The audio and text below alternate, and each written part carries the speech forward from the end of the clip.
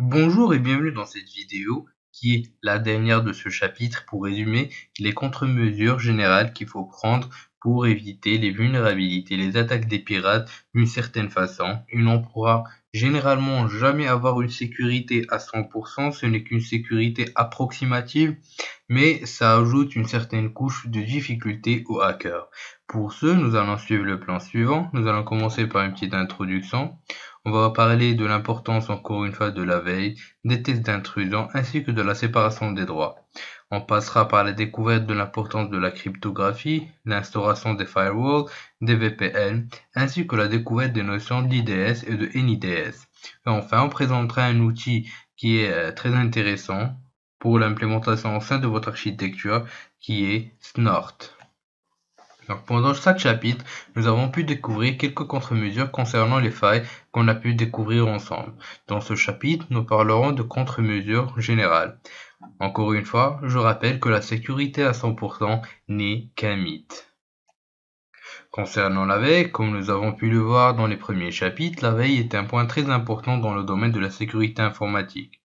Il faut penser à une veille bien organisée et globale qui reste un point très crucial au sein de votre entreprise et qui vous fera gagner beaucoup de temps mais aussi beaucoup d'argent et faire évoluer votre infrastructure d'une manière PLA, donc un plan de continuité actif qui vous permettra de suivre la vague de la sécurité et de toujours être à jour par rapport aux techniques qui sont grandissantes en termes d'attaque.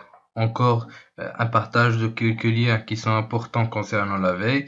On a le site certes officiel du gouvernement, mais aussi le site Exploit Database qui vous permettra d'être toujours à jour concernant les vulnérabilités qui sortent chaque jour.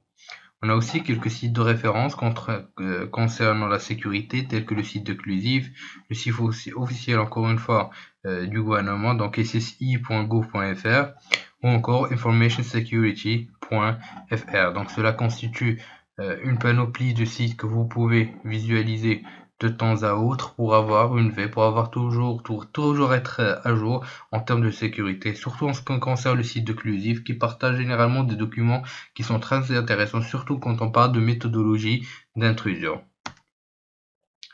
Concernant les tests d'intrusion, il faut toujours planifier des tests d'intrusion réguliers, qui est une tâche à ne pas négliger. Il existe plusieurs méthodes d'audit, telles que EBIOS, Meali, qui est une méthode d'audit open source, etc.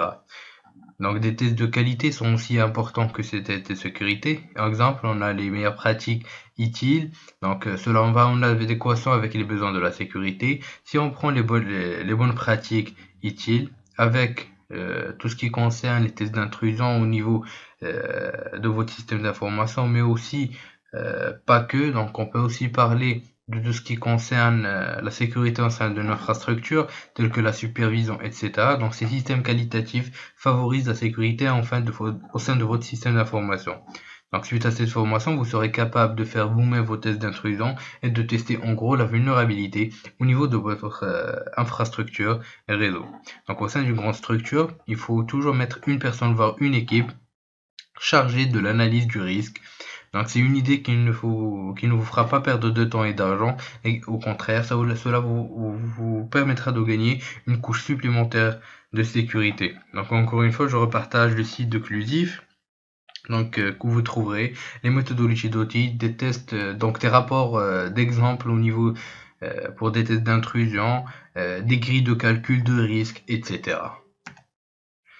Donc un autre point qui est très important, qui est la séparation de droits. Donc la séparation de droits doit se faire d'une façon très précise. Donc il faut toujours faire une étude préliminaire avant l'implémentation de ces derniers et toujours avoir un système de journalisation pour savoir ce qui se passe toujours au sein de notre système d'information, de notre serveur, etc. Donc le suivi est très important pour pouvoir comprendre ce qui se passe, mais aussi il faut savoir savoir lire les logs, donc tout ce qui concerne la journalisation, et pourquoi pas installer carrément des protocoles de log comme syslog. Donc la menace peut être aussi bien interne qu'externe, et la menace ainsi peut être aussi bien volontaire qu'accidentelle. C'est pourquoi, encore une fois, il faut savoir à qui on donne les droits, limiter le plus de droits, mais aussi toujours suivre et lire d'une façon précise et intelligente, tout ce qui concerne la journalisation, et pensez à garder un archive pour connaître ce qui se passe au sein de notre réseau. Comme on a dit, la menace peut bien être interne ou externe. Concernant la cryptographie, donc le cryptage généralement des messages, aussi appelé chiffrement, est l'opération qui permet de transformer à l'aide d'opérations mathématiques, substitution et transposition sont les techniques utilisées, un texte en clair P en un texte chiffré C, de telle sorte qu'il ne soit plus compréhensible par une entité accréditée. Donc il faut penser à favoriser la cryptographie qui sera un point avantageux pour vous au sein de votre infrastructure. Donc la cryptographie peut aller de l'envoi d'un mail sécurisé, donc crypté, que même s'il est intercepté, la personne qui veut pouvoir lire votre mail ne pourra le faire qu'après des années de décodage, jusqu'au déploiement de solutions se basant sur la crypto telles que Kerberos, PGP, RSA, donc, etc. Donc, cela permettra de gagner une couche d'authentification et d'intégrité. Ainsi, il existe aussi des algorithmes pour l'authentification et l'intégrité. Vous pouvez aussi utiliser IPsec côté cryptographique, donc on verra ça avec côté VPN. Donc, il existe aussi des protocoles spécialisés côté authentification, mais une option qui reste très intéressante et qui est importante côté sécurité, c'est d'utiliser le principe du one-time pad. Donc le one-time pad consiste à avoir un mot de passe à usage unique. Donc c'est une notion très intéressante quand vous avez des données confidentielles et très importantes qui circulent au sein de votre réseau, ou l'accès à un serveur qui est très critique, par exemple un serveur de production qui gère toute l'entreprise. Donc il faut toujours penser à mettre en place des firewalls dans les zones critiques et bien les configurer. On a des firewalls performants, vous pouvez utiliser des machines simples comme IPCOP ou simplement une machine Linux et bien configurer iptables dedans, comme vous pouvez aller très loin en utilisant des firewalls avancés tels que Barracuda. Donc vous devez aussi penser à instaurer une zone démilitarisée au sein de votre réseau pour pouvoir ainsi gagner encore une fois une couche de sécurité. La zone démilitarisée consiste à avoir des serveurs qui seront accessibles de l'extérieur mais aussi de l'intérieur. Donc cette zone démilitarisée va ajouter une couche supplémentaire de sécurité. Donc il faut penser à bien configurer cette dernière, et c'est une option qui est très intéressante quand vous avez beaucoup de flux entrant et sortant au sein de l'entreprise.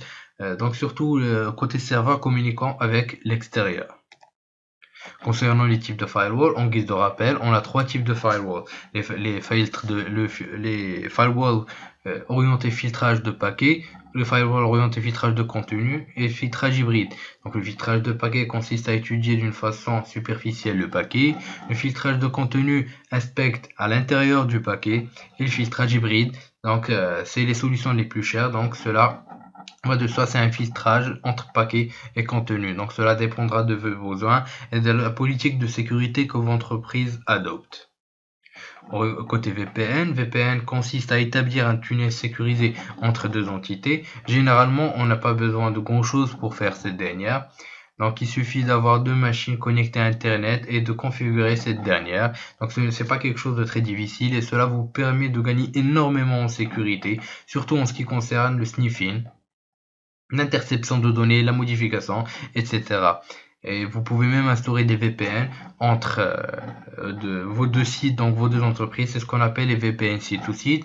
Ou même si vous voulez gérer votre infrastructure, accéder à une infrastructure à distance, vous pouvez utiliser ce qu'on appelle les VPN point-to-site.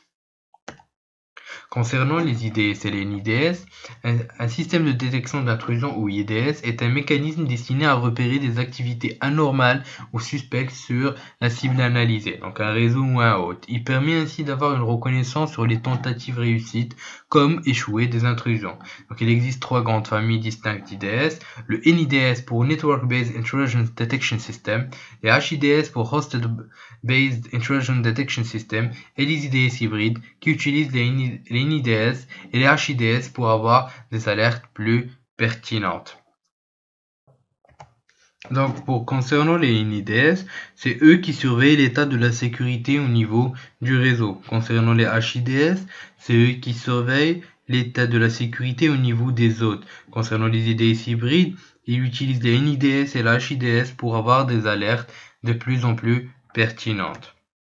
On a un exemple de NIDS qui est très puissant, donc c'est un logiciel une application qui s'appelle Snort, qui est un système de détection d'intrusion, ou NIDS, livre publié sous licence GNU GPL. Il appartient actuellement à SourceFire. Donc des versions commerciales intégrant du matériel et des services de support sont vendues par SourceFire. Donc Snort est un des plus actifs NIDS open source et possède une communauté importante contribuant à son succès. Le principal fonctionnement des NIDS est le suivant. Tout d'abord, on va capturer les informations concernant les paquets circulants. Ensuite, on va faire une analyse via des signatures. Donc, c'est une analyse qui est semblable à celle des antivirus. Et enfin, on va alerter si on a donc une adéquation avec la signature avec laquelle donc il a été comparé.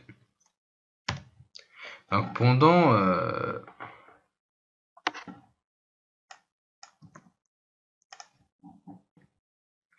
cette présentation, nous avons pu découvrir les contre-mesures générales qu'on peut adopter pour limiter les dégâts et ajouter une couche de sécurité au sein de notre infrastructure.